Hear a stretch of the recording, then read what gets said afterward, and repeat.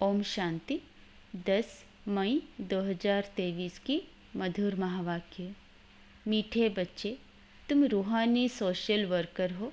तुम्हें भारत को स्वर्ग बनाने की सेवा करनी है, दुखधाम को सुखधाम बनाना है। प्रश्न: संगम पर तुम ब्राह्मण बच्चे किस बात में बहुत एक्सपर्ट तीखे बन जाते हो? उत्तर: सभी मनुष्य आत्माओं की मनोकामना पूर्ण करने में अभी तुम एक्सपर्ट बने हो। मनुष्यों की कामना मुक्ति और जीवन मुक्ति पाने की है, वह तुम्हें पूर्ण करनी है। तुम सभी को शांति का रास्ता बताते हो। शांति कोई जंगल में नहीं मिलती, लेकिन आत्मा का स्वधर्म ही शांति है। शरीर से डिटैच हो, बाप को याद करो तो सुख शांति का वर्षा मिल जाएगा। गीत मुखड़ा देख ले प्राणी। ओम शांति। बेहद का बाप अपने सिकिलधे बच्चों को समझा रहे हैं। जिन बच्चों ने बाप को जाना है और बाप की शरण में आए हैं, कहते हैं प्रभु तेरी शरण आए। शरण मिले तब जबकि बाप आए और बच्चों को समझावे।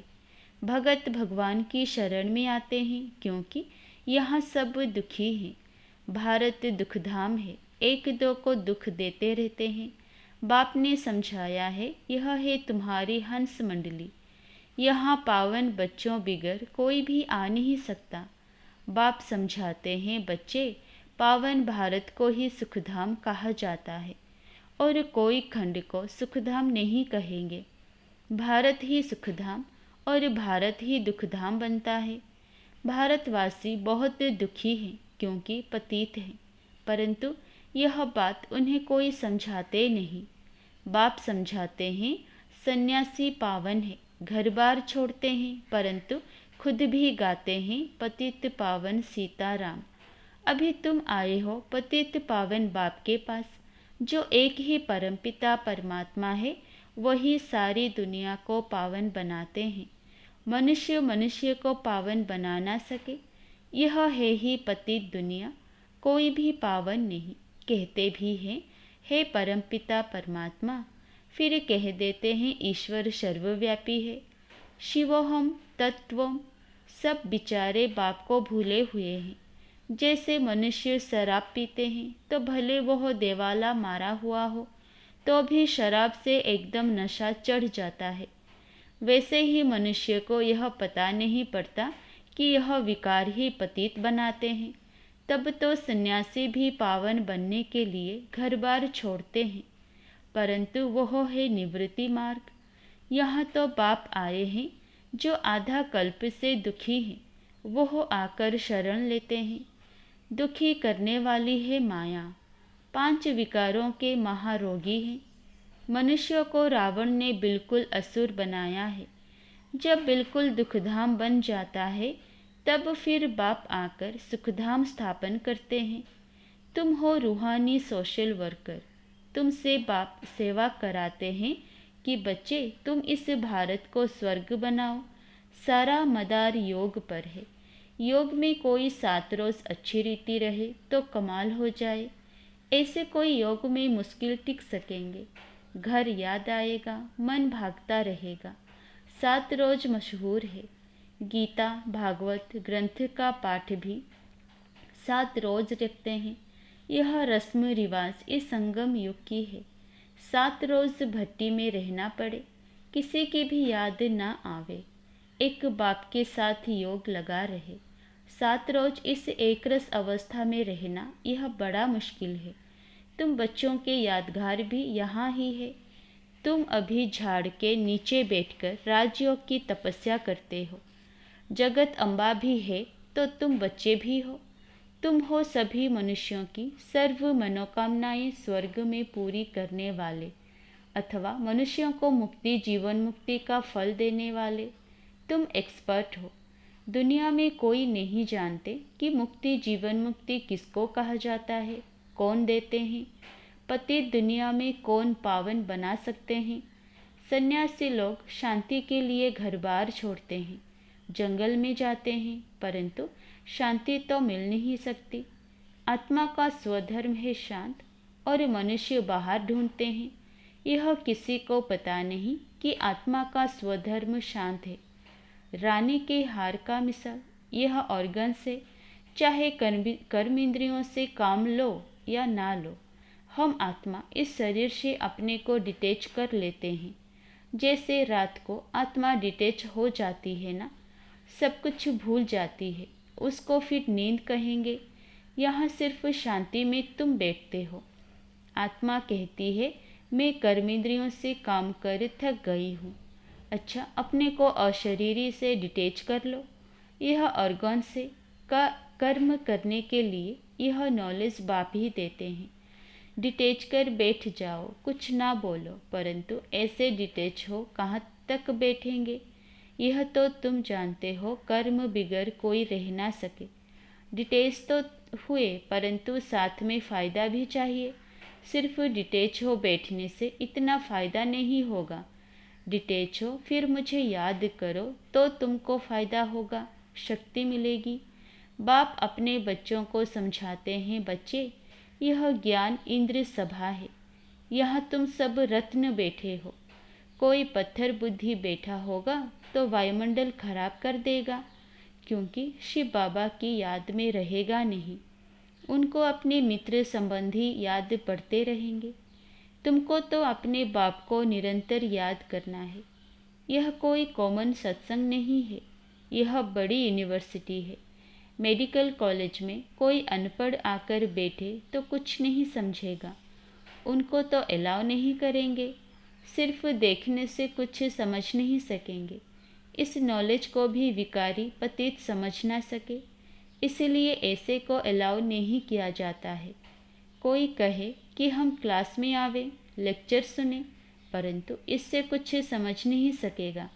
यह यूनिवर्सिटी है, मलेच्छ से स्वच्छ देवता बनने के लिए। यहाँ ऐसे कोई को अलाउ नहीं किया जाता है।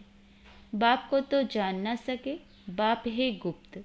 तुम जानते हो, बेहद के बाप की शरण में आए हैं, बाप से सदा सुख का वर्षा लेने। बाप खुद कहते हैं यह ब्रह्मा का जो शरीर है, यह बहुत जन्मों के अंत का वानप्रस्थ वाला है। यह भी बहुत शास्त्र आदि पढ़ा हुआ है। अभी मैं सब वेद शास्त्रों का सार इन द्वारा सुनाता हूँ। ब्रह्मा के हाथ में शास्त्र दिखाते हैं। विष्णु की नाभि कमल से ब्रह्मा निकला, समझाया है। विष्णु की नाभि कमल से ब्रह्मा, ब्रह्मा की नाभि कमल से विष्णु निकला है। ब्रह्मा सरस्वती दोनों कैसे नारायण लक्ष्मी बनते हैं, फिर 84 जन्म पूरा कर अंत में ब्रह्मा सरस्वती बनते हैं। उन्होंने फिर गांधी की नाभि कमल से नेहरू दिखाया है। अभी यहाँ तो क्षीर सागर है नहीं, यह है विशेष सागर। क्षीर सागर सतयुग में दिखाते हैं। तुम बच्चे जानते हो, आधा कल्प से माया ने दुखी बनाया है। भारत जितना दुखी और कोई नहीं है, भारत जितना सुखी भी और कोई नहीं सकता। बाप कहते हैं देवी देवता धर्म तो प्राय लोप होना ही है, तब तो मैं आकर फिर से नया धर्म स्थापन करूं। बरोबर अब स्थापन हो रहा है। तुम बच्चे आकर बाप से वर्षा ले रहे हो। जानते हो स्वर्ग में कौन राज्य करते हैं? बचपन में राधे कृष्ण वही फिर लक्ष्मी नारायण बनते हैं। अब तो बाप आया हुआ है, भिन्न नाम रूप से लक्ष्मी नारायण पढ़ते हैं। श्री कृष्ण का सावरा रूप यहाँ बैठा है। बाप इसको उस पार ले जाते हैं। शास्त्रों में दिखाते हैं श्री कृष्ण को टोकरी में उस पार ले गए। अब शिव बाबा आया हुआ है, तुम बच्चों को आँखों पर बिठाकर स्वर्ग का मालिक बनाते हैं। सारी वंशावली को पढ़ाकर बाप ले जाते हैं कंसपुरी से कृष्णपुरी में।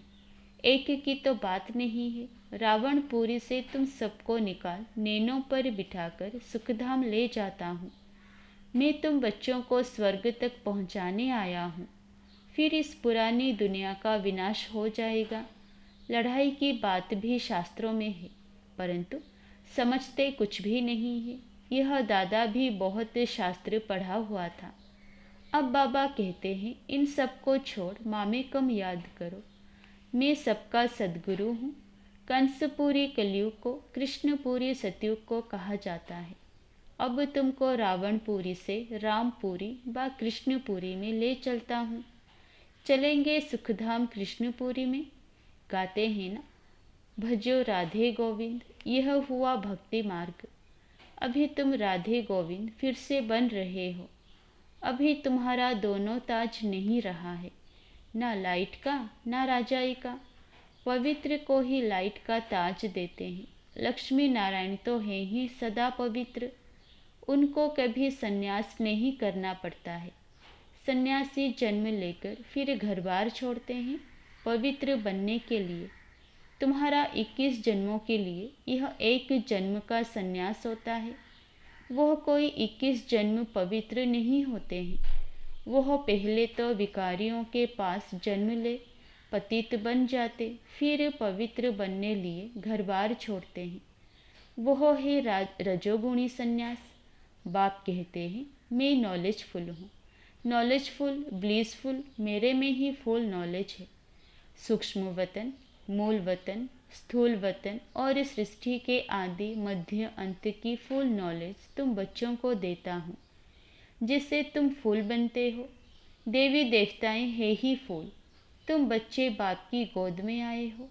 जानते हो हम श्रीमत पर चल फिर से राज्य भाग्य लेते हैं। यह हार जीत का खेल है। माया से हारे हार है, माया से जीते जीत है। तुम सर्वशक्तिमान बाप से योग लगाकर शक्ति ले माया पर विजय पाते हो।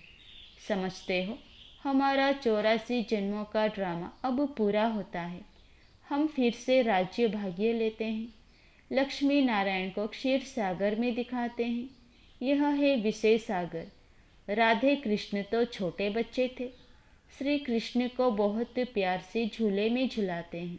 समझते हैं वह स्वर्ग का प्रिंस है। श्री कृष्ण को 16 कला कहा जाता है, राम को 14 कला। वही श्री कृष्ण फिर 16 कला से 14 कला बनते हैं। पुनर्जन्म तो लेना पड़े ना। बाबा ने समझाया है पूरे 84 जन्म तो सब नहीं लेते होंगे और धर्म वाले 84 जन्म नहीं लेंगे। समझने की बातें हैं। फादर से वर्षा ज़रूर मिलना चाहिए। वह है स्वर्ग का रचयिता, तो ज़रूर स्वर्ग का मालिक ही बनाएंगे। वह फादर परमधाम में रहते हैं, हम भी वहाँ से आते हैं। बाबा को अच्छी रीति याद करना है। याद से शांति मिलेगी। मनुष्य तो कहते हैं परमात्मा से योग कैसे लगाएं, मूंझ पड़ते हैं। तुमको तो सब समझ मिली है। बाप आते ही हैं दुखधाम और सुखधाम के संगम पर। कलयुग अंत है दुखधाम, सतयुग आदि है सुखधाम। दुखधाम को बदल सुखधाम में बाप ही बिठाएंगे। इतनी ही समझ की बात है। यह पढ़ाई पवित्रता के बिगर कोई पढ़ ना सके, इसलिए यहाँ पतित को नहीं बिठाया जाता है। समझाना है तुम आधा कल्प के महारोगी हो। माया ने महारोगी बनाया है, इसीलिए पहले भट्टी में रखा जाता है। तुम बच्चे हर एक के ऑक्यूपेशन को जान गए हो। शिव के मंदिर में जाएंगे तो समझ जाएंगे यह बाबा गति सद्गति दाता है। सबसे बड़ा तीर्थ भी भारत है, परंतु गीता में श्री कृष्ण का नाम डाल दिया है। शिव बाबा का नाम गुम कर दिया। शिव बाबा ही आकर सबको दुख से छुड़ाते हैं। बाकी पानी की गंगा तो पतित पावनी है नहीं, वह तो पहाड़ों से निकली है। उसको पतित पावनी कैसे कहेंगे? इसको अंधश्रद्धा कहा जाता है। मनुष्य क्या क्या करते रहते हैं। गाते हैं मनुष्य जैसा दुर्लभ जन्म है नहीं, सो दुर्लभ जन्म तुम्हारा अभी का है। जबकि बाप आया हुआ है, यह तुम्हारा अमूल्य जन्म है। तुम पवित्र बन भारत को स्वर्ग बना देते हो। इसलिए शिव शक्ति भारत माता गाई हुई है। तुम जानते हो बाबा पवित्रता की मदद से भारत तो क्या सारी दुनिया को पवित्र बनाते हैं। जो जो पवित्रता की अंगुली देते हैं, मनमना भव रहते हैं, वही मददगार हैं। इसका अर्थ भी तुम समझते हो। यह दादा भी नहीं समझते थे। इनके बहुत गुरु किए हुए हैं, शास्त्र पढ़े हुए हैं। तब बाबा कहते हैं, मामे कम याद करो, मैं ही तुम्हारा सब कुछ हूँ, गति सदगति दाता हूँ। मनुष्य तो पतित है, अब तुम आए हो शिव बाबा के पास ब्रह्मा द्वारा वर्षा लेने। इससे निश्चय बिगर कोई आ ना सके, आकर और ही अशांति फैला देंगे। तुम भारत को सुप्रीम शांति में ले जाते हो। यह है स्थापना का कार्य जो मनुष्य कर ना सके, तुम भी शिव बाबा की मदद से कर रहे हो। तुमको भी प्राइस क्या मिलती है? स्वर्ग के मालिक बनते हो। ऐसे बाबा के बनते भी फिर निश्चय बुद्धि नहीं है तो माया एकदम हप कर लेती है। अच्छा, मीठे मीठे सिकिलधे बच्चों प्रति माता पिता बाप दादा का याद प्यार और गुड मॉर्निंग। रूहानी बाप की रूहानी बच्चों को नमस्ते। धारणा के लिए मुख्य सार। पहला, इस एक जन्म में पुरानी दुनिया से संन्यास कर बाप का मददगार बनना है, पवित्रता की अंगुली देनी है और मनमना भव रहना है। नंबर 2, भारत को सुप्रीम शांति में ले जाने की सेवा करनी है। इस शरीर से डिटैच हो बाप की याद में रहकर शक्ति लेनी है, शांति का दान देना है। वरदान, तीनों कालों तीनों लोकों की नॉलेज को धारण कर बुद्धिवान बनने वाले विघ्न विनाशक भव। जो तीनों कालों और तीनों लोकों के नॉलेजफुल हैं, उन्हें ही बुद्धिवान अर्थात गणेश कहा जाता है। गणेश अर्थात विघ्न विनाशक। वह किसी भी परिस्थिति में विघ्न रूप नहीं बन सकते। यदि कोई विघ्न रूप बने भी तो आप विघ्न विनाशक बन जाओ, इससे विघ्न खत्म हो जाएंगे।